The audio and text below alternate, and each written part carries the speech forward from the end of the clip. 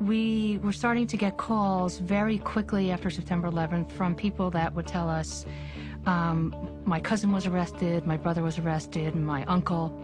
And when we started inquiring about where they were taken or who took them, most of the families that we were talking to didn't really know. Right after 9/11, the government began arresting immigrants from Arab and Muslim countries in an unprecedented way. We were targeting communities on the basis of stereotypes. Hey, I saw someone with a beard. This one came out, he prays by kneeling down and putting his forehead on the ground. Must be a terrorist.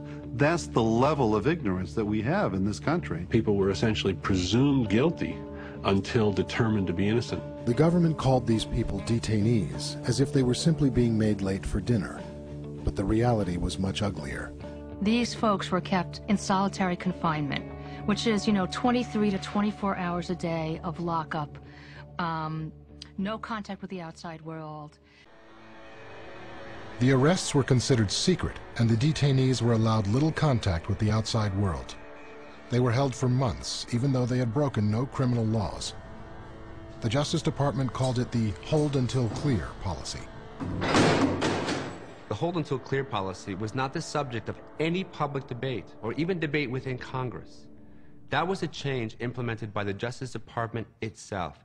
It was done on the stroke of one politician's pen, and it affected the lives of hundreds of immigrants all across the country. This was undertaken wholly outside of the Patriot Act. It was simply a decision by John Ashcroft, a very public decision. Even within the Justice Department itself, there was enormous debate and controversy about whether or not the policy was constitutional, legal, or correct. He swept broadly, he swept blindly, until the number was over 1,000, and people started asking questions. They said, how many of these 1,000 people have been charged with the crimes of September 11th?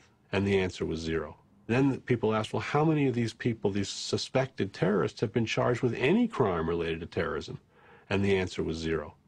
So those were not good answers from the government's perspective. So what did the government do? In early November, it announced, we no longer will give out a daily tally. It's too difficult for us to give out a daily tally. It wasn't difficult for them when they thought it sent the message that we're doing something to fight terrorism. But when it started to send the message, we're locking up lots of people who aren't even charged with terrorism, they just stopped telling us how many people were detained. The net result of our profligate use of detentions without legal representation has been to make us less safe. It hasn't uncovered any terrorists. The Constitution is really quite clear. In parts of the Constitution, the rights and privileges are reserved only for American citizens, like the right to vote.